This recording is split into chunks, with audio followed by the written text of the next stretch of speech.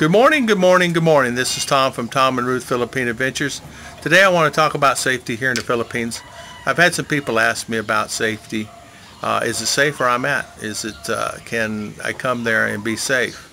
And the answer is yes, of course you can. There's many people flying in and out of the Philippines and come here. Basically, the difference here where I live is you go through 1, 2 checkpoints, tops, sometimes not even that, depending on what time of day it is. And the checkpoint basically is they just check your ID to make sure you're who you say you are. A lot of people, excuse the roosters and the crows and everything. Of course, I'm outside, so it's going to be a little loud. But yeah, in fact, it's safe here. I mean, there's many Americans live where I live, and they've been here. Some been here 30 years in this area, and a lot of people live in close to CDO. All that's been here longer than that. I mean, there's one guy here I just talked to last week. He's been here 38 years. I mean, I go, 38 years? He goes, yeah. He says, I've been here that long. So he says, I feel just safe here as I do anywhere. He goes and does anything. I do go and I do my things. Of course, now, like it is anywhere, you got to be aware. You got to be aware of what's going on around you. I mean, you can't just walk around like a dodo and walk around and think everything is fine. You got to be aware of what's around you all the time. I mean, you don't carry your phone out. I mean, you got to be safe like that. You don't carry your phone. You don't show your money. You don't show your wallet. Things like that. So many people do that. They'll come here and they'll pull out a wad of cash. It's that thick, I always just keep a few hundred peso here in this pocket, and then if I need it, I just pull it out. If I need the bigger money, I keep a little money over here, like a 1, 2, 3,000 peso. So I'm not bringing out, because you may have 10,000 peso, which is $200. So you just bring out a little. But it's common sense. I mean, you do that in America. I mean, there's many times in America it's crazy. I was in a Walmart last year, and this is funny. Somebody made this my attention, and I thought about this. I was in Walmart last year, and my wife doesn't even know this. I'm in there shopping. My mother had passed, and I had to go back to USA.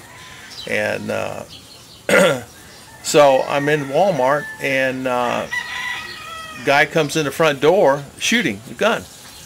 And I guess he was mad at the upper management. I guess he's a disgruntled employee, from what I find out, and started shooting like crazy. I mean, so there you go. That happens a lot. I mean, I'm standing there at another Walmart week prior to that, and the guy decided he wanted a bicycle, right?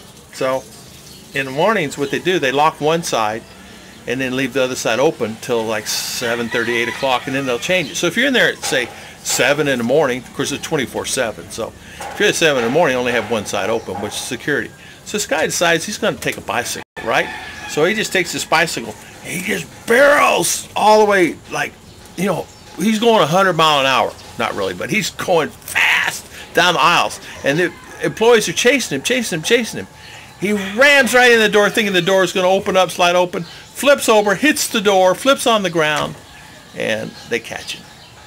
The door didn't open because it's locked, thinking he's going to steal the bicycle. He wanted that bicycle. Well, he got a bicycle in jail. So the police come and got him, and this, that, and other. But I do a lot of, I'm always aware of what's going on around me. Nobody's perfect. But it's about common sense. If you're on an airplane, you don't pull out a wad of money, and so somebody sitting there behind you can see it. So the same thing in the cash register at the supermarket or at the mall or wherever you're at Starbucks, at the mall. And I find that I see many Filipino do the same. They'll pull out a wad of cash.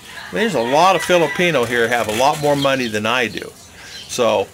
But as far as safety here, yes, it's safe where I'm at. And here in Mindanao, it is a safe and secure place.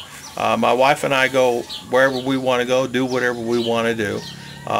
Is there trouble? Probably. There's trouble everywhere you go. A year and a half ago, I had to go back to America also, take care of some things. And I'm sitting at a light, and a guy pulls up at a light in a four-way stop, and I guess they got a road rage argument on road rage, and the guy pulls the other guy out of the car, and they're fist fighting on the side of the road. And I'm thinking, you know, I'm in Florida, so, you know, things like that happen. Have I seen that here? No. Do I see accidents here? Sometimes, but not really. I mean, they drive crazy, in, out, like this. Very, very few accidents because they're aware of what's going on around them. They don't get angry if somebody pulls off in front of them. They're used to it here. So the key is you know, just, of course in America, so much stress. So you can be driving down the road, guy's stressed out of his job, whatever.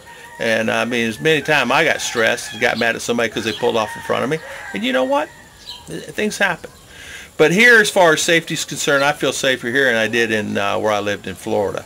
I lived in Daytona Beach, and I moved to Port Orange, and then I lived in DeLand and lived in Orlando for a period of time, and then I lived in Lakeland, and I lived in Tampa.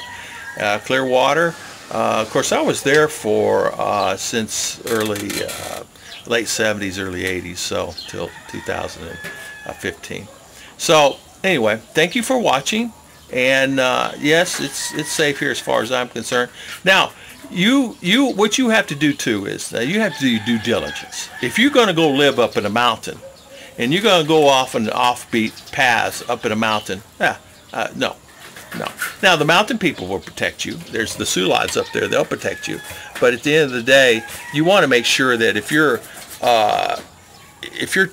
you know, traveling, things like, just be aware. You go out of the province, you go up in a mountain, you just have to make sure that you have someone with you, family, friends, somebody that's there to get your back, you know.